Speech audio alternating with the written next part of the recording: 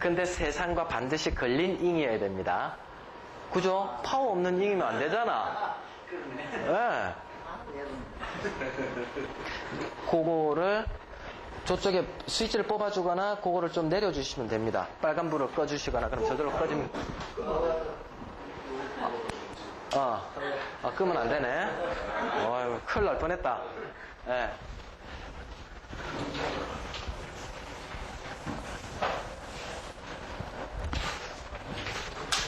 자, 그 형세론 중에 제가 형세론, 형국론, 자연론 이건 매일 쓸 겁니다. 그래야 새길라고 아예 최소한 풍수 15주 배웠는데 16주 배웠는데 형세, 형국, 자양론 이때는 것도 모른다 그러면 말이 안 되니까 제가 항상 형세, 형국, 형론을 써드립니다. 그래서 간용법 요번 시간으로 이걸로 끝을 맺고요. 두 번째 장풍법입니다. 장풍법은 아까 말씀드렸듯이 뒤에서 우리 집까지 들어오는 혈자리까지 들어오는 요 라인 빼고 눈에 보이는 모든 주변의 광경을 다 장풍법에 속한다라고 생각을 하시면 돼요. 그 주체가 이쪽 산, 이쪽 산, 앞산, 또 뒤에 산, 이쪽 산, 이쪽 산, 이쪽 산, 이쪽 산 전부 다. 그럼 물줄기는 이래 흘러나갔다가 이래 가고 이래 가고 이래 가고 이거를 원래는 전부 다 합해서 이제 장풍이라고 하는데 그것이 이제 좀 더 구분을 해서 산 쪽을 이야기를 할 때 장풍법이라고 물만을 따로 이야기할 때 득수법이라 이야기를 하는 겁니다. 요거는 다른 말로 사법이라고도 이야기한다. 사법 제가 말씀드렸어요? 왜 모래사자를 썼을까요?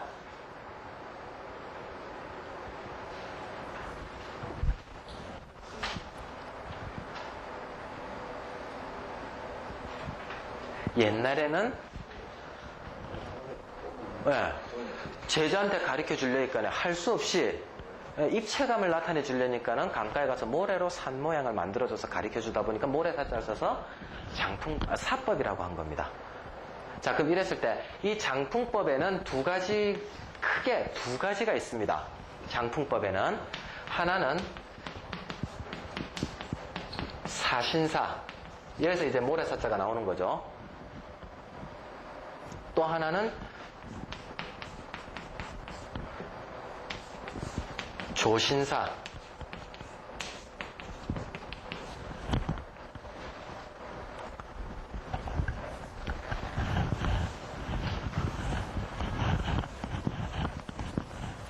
자, 그러면 사신사라고 하는 것은 내 혈자리 주변에서 바로 뒷산, 바로 왼쪽 산, 바로 오른쪽 산, 바로 앞산 요 네 가지 내 혈자리를 보호해주고 있는 이 네 가지 산을 사신사라고 합니다.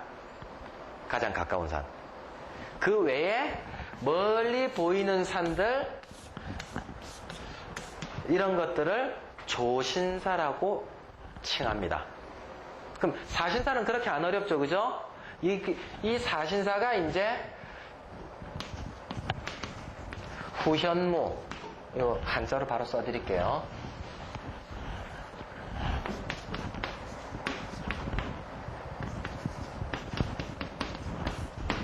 그 다음 전주, 불굴주. 왜 갑자기 불굴주자가 생각이 안 나노? 그냥 바로 전주자. 그 다음 자청룡.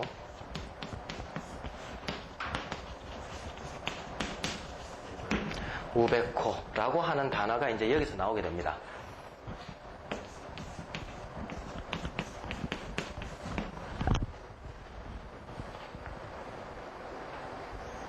이렇게 이 혈터를 주변에서 보호해주고 바람도 막아주고 하는 산들을 요 네 가지로 이야기를 하고 그 외에 다른 산들을 아침에 신하가 임금에게 읊조리듯이 이 혈터를 향해서 조심스럽게 멀리서 읊조리듯이 유정하게 오라 해서 이거를 조신사라고 합니다. 멀리서 오는 거. 가까이 있는 건 사신사, 멀리서 오는 건 조신사라고 한다. 자, 그럼 이랬을 때 이제 사신사는 어떤 모양이면은 좋겠다 하는 걸 이제 하나씩 해나가겠습니다. 근데 여기서 지금 DMX가 이 북현무를 통해서 이제 들어옵니다. 그러면은 이제 북현무란다. 후현무죠. 뒤에서 들어오니까 후현무 이거 뭐 이상 없습니다. 앞에 거는 당연히 전주작이다. 이상 없습니다. 그럼 이랬을 때 요가 자청령 500호겠습니까? 요가 자청령 500호. 어느 쪽이 자청령이겠습니까? 이쪽이 자청령.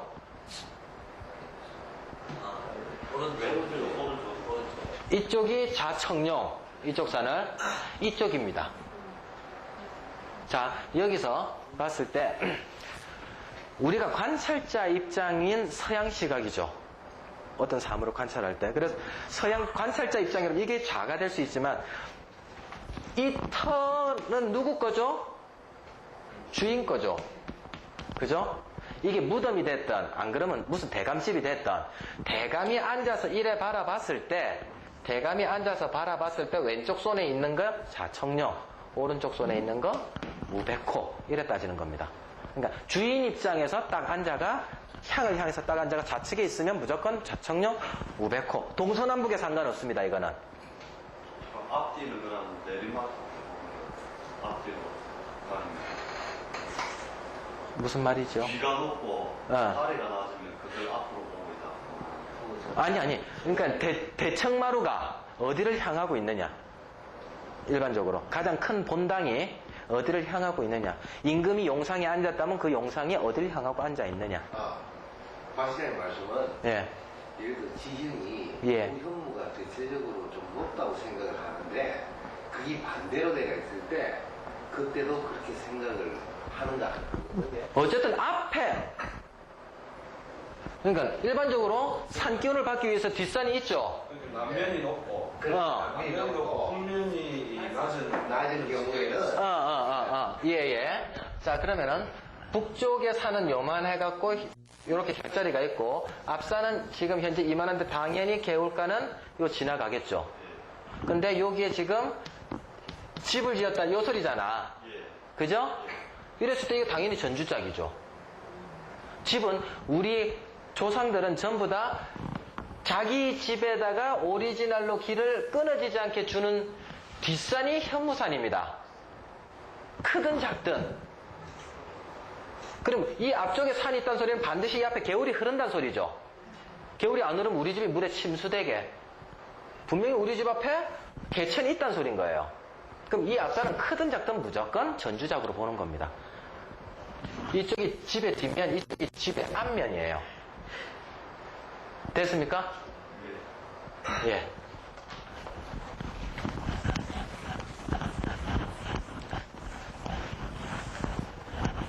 오늘 한자 조금 많이 할게요. 할 수 없습니다. 예.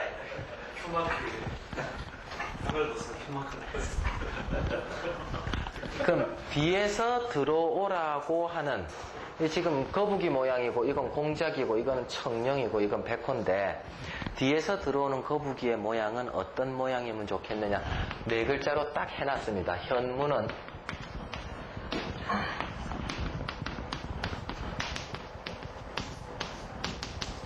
수두하라. 현무는 수두하라.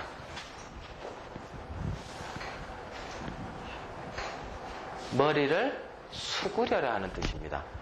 그럼 이거는 무슨 말이냐면 뒤에서 산줄기가 내려올 때 부드럽게 혈자리에다가 힘을 살며시 주도록 하라는 느낌의 이야기입니다. 그래서 산줄기가 오다가 픽 고개를 쳐들어 뿜어 기세가 갑자기 드세져 버린다는 얘기입니다. 기운은 어떻게 받아야 돼? 형산에서 우리가 기운을 받는 이유는 뭐죠? 부드럽게 받기 위한 게 목적이잖아요. 근데 이 오다가 갑자기 픽 하고 고개를 치들어 버리면 기세가 갑자기 드세지니까 머리를 수구려라. 그래서 기운을 이 혈자리에 베풀듯이 주란 얘기입니다. 부드럽게 대가리가 거북이 대가리가 쑥 하고 나오듯이 베풀듯이 줄어라는 느낌인데 그건 좀 안정된 모양을 이야기하는 거예요. 이게 뒷산에서 내려오도록 뭐 이렇게 되더라도 이런 부분이 대가리를 쳐들면 안 된다.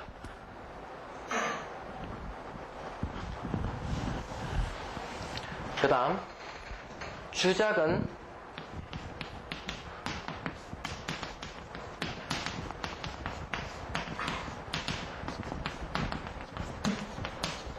상모하라. 날아갈 상자 춤출 무자입니다. 가장 대표적인 케이스는 이거를 굳이 모양으로 그리자면 주작은 공작이죠. 그죠? 주작은 공작이니까 새가 날아간 듯한 모양새니까 이런 모양입니다. 그 다음에 그 앞에 새 대가리까지 있다 그러면 더욱더 좋겠다. 줄기 하나가 새 대가리 형식으로 쭉 하고 나오면 정말 좋겠다. 그럼 이 봉우리 여기가 꼭 삼각형일 필요는 없습니다. 이렇게 되는데 대가리가 이렇게 하나 나와도 괜찮아요. 앞산은 이런 모양이면 좋겠다라는 겁니다. 요게 기초반에서 모양을 가르쳐주는 방법이고요. 이제 중급반 딱 되면은 주작이 상모하다가 어떤 모양이 되어야 하느냐면은 어떤 모양이라도 주작이 상모하라로 뭐냐 하면은 두두두두두두 튀어 있는 것도 새가 날개짓 하는 걸로 볼 줄 아는 게 상모하라라고 하는 방법인데 일단 초급반에서는 앞산은 이렇게 새가 날개 피듯이 공작이 날아오듯이 착 펼치고 날아오는 듯한 느낌 그 정도만 일단 숙지하시면 될 것 같아요. 백담사 같은 경우에 다 가보면은 봉황이 날아오듯이 전주작을 보면 백담사 가보면요 이런 모양은 하나도 없어요. 이렇게 삼각형으로 된 거 없어요. 두두두두두두두 산대가 거세게 튀어나오고 대가리가 하나가 쭉 삐져나온다고요. 이것도 주작이 상모하라에 이것보다 기운이 훨씬 더 센 주작이 상모하라인데 요거는 한눈에 지금 잘 안 보이실 거예요. 그 다음에 어디고 제천 밑에 안동 위에 뭐죠? 예, 영천위에 가면 법풍사라고 또 있는데 법풍사 같은 데 가면은 주작이 상모하라가 이런 식으로 나오는 거예요. 근데 이쁜 거는 역시 뭐다? 이게 이뻐요, 이게. 우리 나중에 그 행여 거기 안동 화양마을 가게 될 때 봉정사 가게 되면은 요런 산이 너무나 이쁜 게 하나 딱 있고요. 그 다음 세종대왕 능도 요렇게 돼 있고요. 날개짓을 하니까 꼭 이것이 한 줄기일 필요는 없어요. 앞산에 가려서 이렇게라도 보여도 상관없습니다. 여러 줄기라도. 깃털로 보니까. 그 다음 수양대군, 세조 수양대군의 전주작도 요런 모양들을 갖고 있어요. 이게 변형된 형태가 아까 두두두둑 튀는 거지 요게 기본형입니다.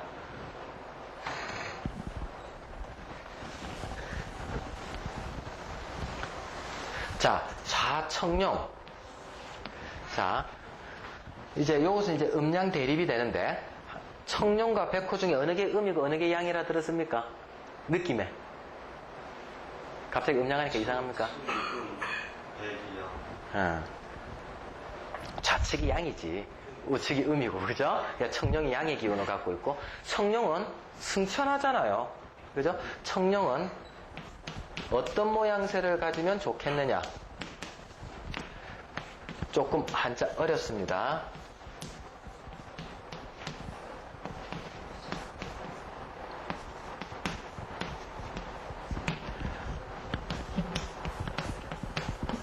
완연하랍니다.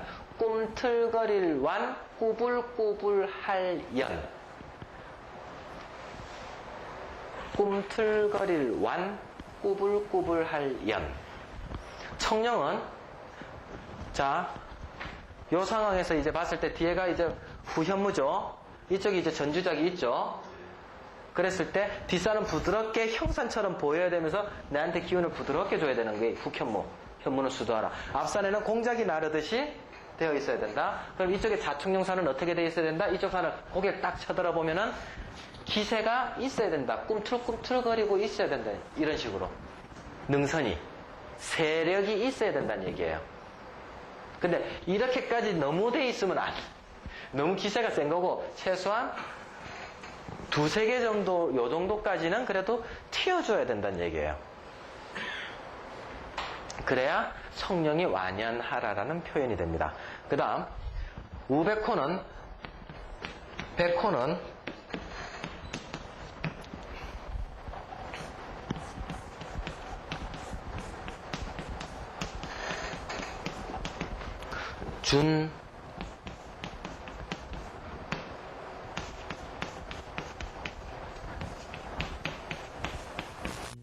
준거하랍니다.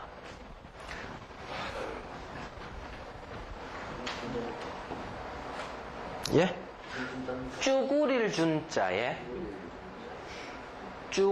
준자에 걸터 앉을 거.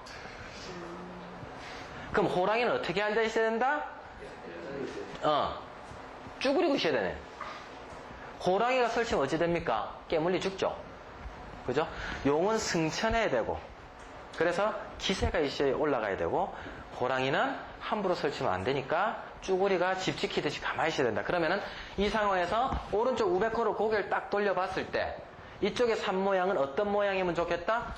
쑥 하고 수그리고 있는 평평한 느낌이었으면은 좋겠다라는 겁니다.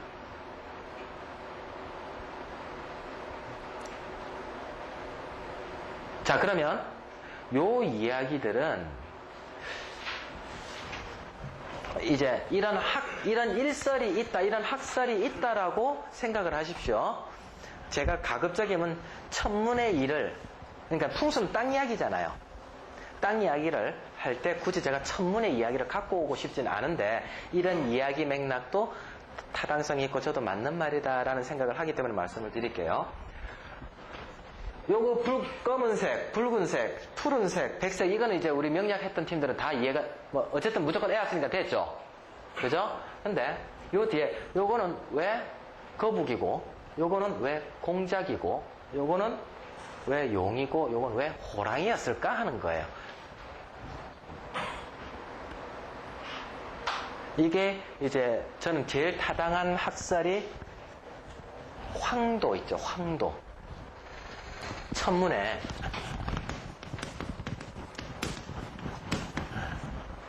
태양이 가는 길이 황도잖아요. 그죠?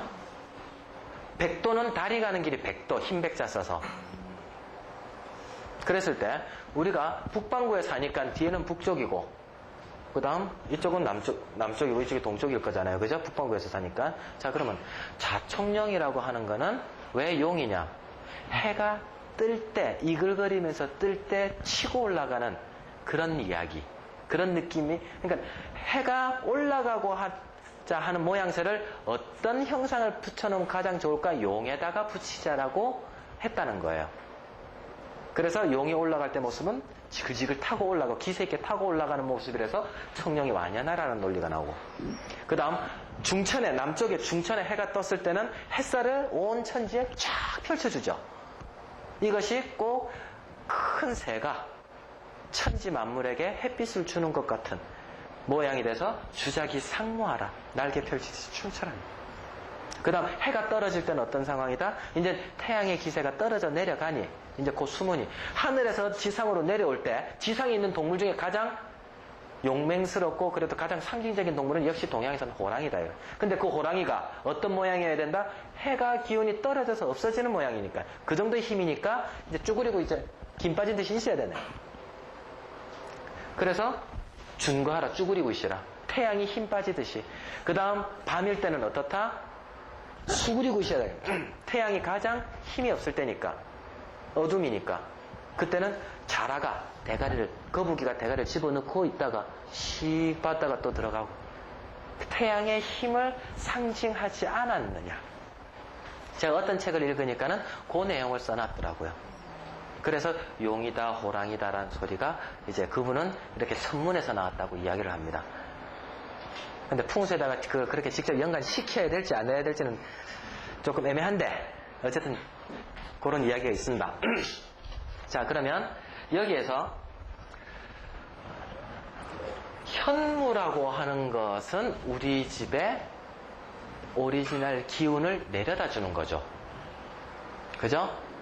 그러면 이것이 우리 집에 기운을 내려다 주는 거라면 이거와 모든 거에는 음량이 있으니까 요거의 음량은 뭐겠죠? 요게 하나의 음량 중에 하나라면 음이든 양이든 짝이 되는 거는 요렇게 짝이란 얘기예요. 뒤에서 기를 내려다 주고 그 기를 앞에서 잘 받아주고 피처와 캡처 차이. 그래서 요 두 팀은 무슨 조건이냐고 하냐면 결혈 조건이라고 합니다. 혈을 맺게 해주는 조건이라고 합니다.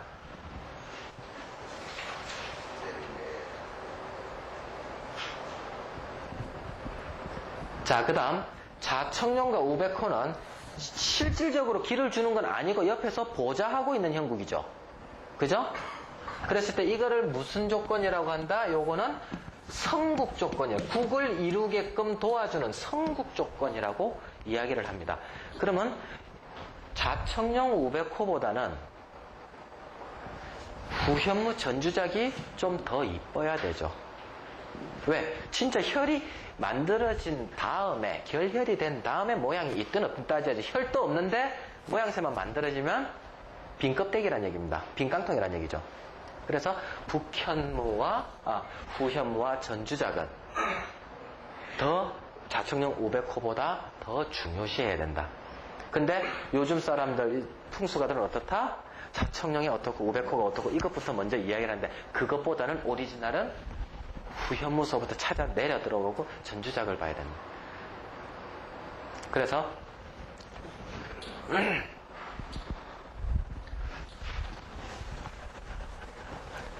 만약에 전주작이 없다면, 자청룡이 없다면, 우백호가 없다면 옆에 큰 강이 있으면, 큰 강도 하나의 기세로 세로 보거든요. 파워로 보는 거예요. 물도 대신할 수 있습니다. 후현무까지 물이 대신할 수 있나요? 예를 들어서 뒤에 큰 호수나 이런 게 아니죠. 예, 산기맥하고는 다른 이야기죠, 그거는. 예. 산기맥에 호수가 있다. 그럼 우리 집 혈터는 여기 있다. 산기운이 꼭 어찌고 있으면 요렇게라도 오겠죠. 그죠? 그럼 요 기운 받는 거지 이 기운하고는 좀 다른 이야기다. 예. 자, 여기서 음양매수하는 이야기는 어려울 거고, 자, 여기서 파생되는 논리가 뭐냐 하면은, 청룡이니까 청룡은 남자다. 양이다. 백호는 음이다. 고로 이거는 남자다. 이거는 여자다. 이거는 명예다. 이거는 재물이다. 이제 이런 식으로 이제 확대 해석을 해나가기 시작을 하는 겁니다. 그리고 어떤 책들 보면은 자, 어떤 책이라기보다 서울 한양 같은 경우에는 동대문의 자청룡이 아주 허약합니다. 궁궐이 있고 이 뒤에서 이제 내려와가지고 이쪽에 백악이 하나 있고요. 자청룡 쪽에 낙산이라고 하는데 동대문이 하나 있는데 이 낙산이 125m 밖에 안 돼요.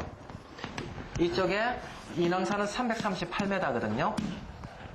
그럼 자청룡 500호가 바란스가 맞아야 되는데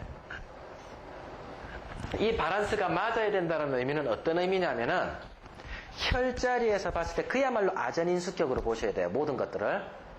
이 혈자리에서 봤을 때 가까이 있든 멀리 있든 간에 크기가 멀리 있어서 등치가 크더라도 그건 좀 작아 보이죠.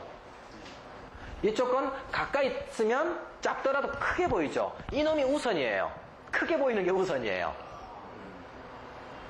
앞에 전주작이 하나 있다. 예? 그 뒤에 큰 산이 있어도 멀리 크게 있는 2000m짜리는 필요 없다는 얘기예요.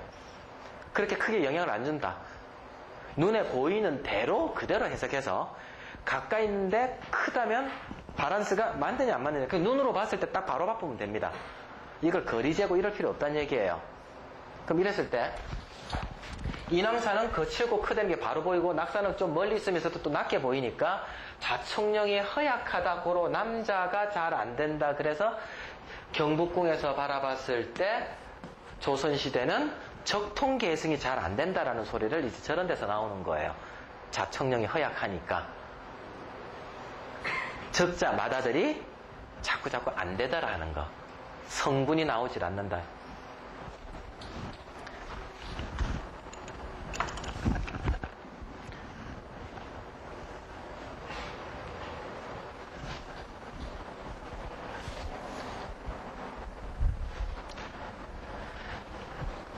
그럼 청룡은 좀 날뛰어야 되고 백호는 이제 중거하라 엎드려 있어야 했는데 이런 경우는 어떻게 보면 찾기 쉽고 어떻게 보면 또 바란스가 좀 생각보다 참 안 맞아요. 이 네 가지 바란스를 다 맞추기가 좀 안 쉽더라는 거예요. 이 두 개만 따지면 찾을만 한데 이렇게 다 따지려니까 또 잘 안 맞는 거예요. 대신에 이런 것들이 뒤바뀌어 있으면 안 되죠.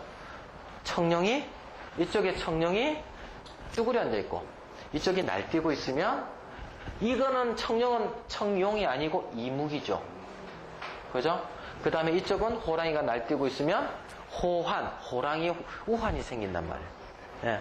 그래서 옛날 말에 이거 뒤바뀌면은 죽거나 다친다라고 해놨다고. 이제 그런 식으로 이야기를 하는데 여기에 이제 풍수가들은 그 다음에 이제 무슨 소리를 하느냐. 자청룡에 뭐가 뒤에 바위가 하나 있으면 군수가 나오고, 예? 그 다음에 우백호 쪽에 돌이 하나 이렇게 어떻게 뛰는 게 있으면 큰 부자가 나오고 이제 이런 소리들을 막 해놨습니다. 근데 요거까지는 이제 저는 해석을 안 합니다. 제가 발곡론을 싫어하니까. 중요한 거는 우리 기세에 우리 집에 어디까지 기세를 잘 내려다 주느냐. 청룡은 완연한 뿔뚝뿔뚝 튀는 게 있으면 좋고 우백호는 수그려서 안정스럽게 있으면 좋겠다는 겁니다.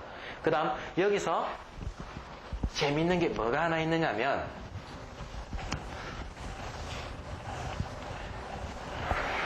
꼭 사신사만 보입니까? 아니죠. 사신사 뒤로도 산이 보이고 사신사와 요 사신사 사이로 뒷산들도 막 보이잖아요. 그죠? 그럼 그랬을 때 그냥 보이면 그게 다 조신사들이에요. 별탈 없이 보이면 다 조신사들인데 그 중에 사신사 이쪽에 자청룡 쪽에 이 뒷산이 보이기를 이 혈자리에서 이쪽이 이제 자청룡입니다. 자청룡에서 이쪽에 하나 있는 이 뒷산이 요만큼만 보여가지고 여기서 요렇게 보일 때가 있습니다. 충분히 그럴 수 있죠. 근데 요런 걸 뭐라 그러느냐 하면은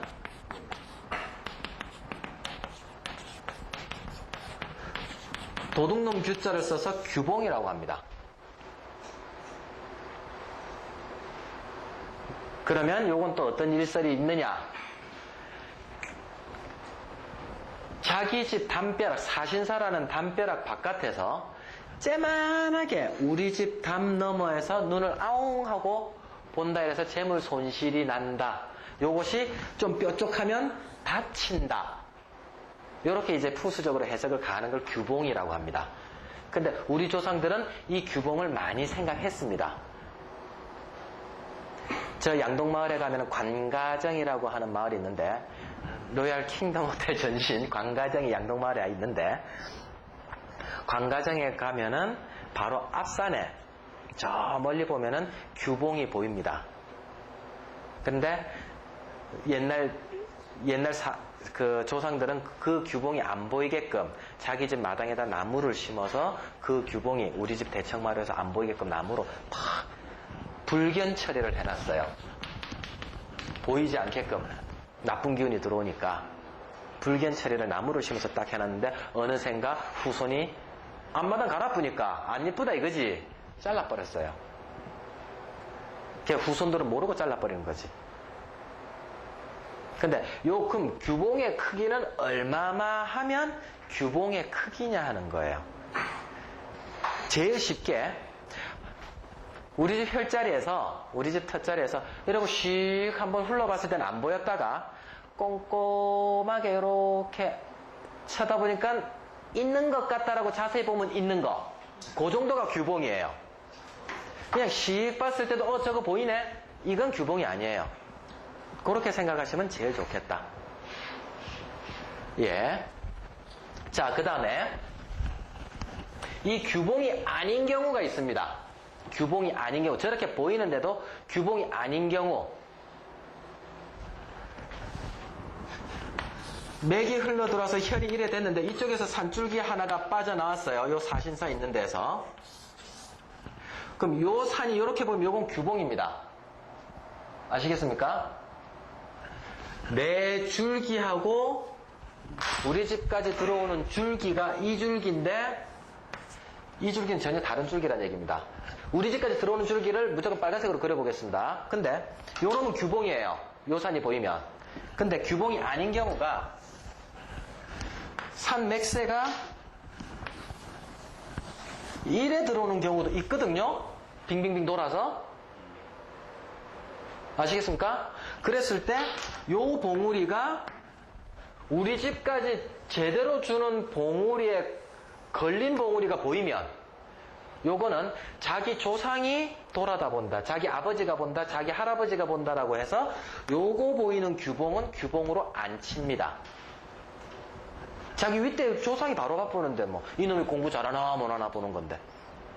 아시겠습니까? 요런 경우는 규봉이 아니다. 그럼 이거는 뭘로 우리는 볼 수 있다? 거의 등고선으로 위치 각도 딱 찾으면 규봉인지 아닌지 바로 알 수 있어요. 그렇게 안 어렵습니다. 우선 꼼짝 뭐 하겠다, 예? 깜짝 놀라지. 자, 그러면 또 한 10분간 쉬었다가 수업하도록 하겠습니다.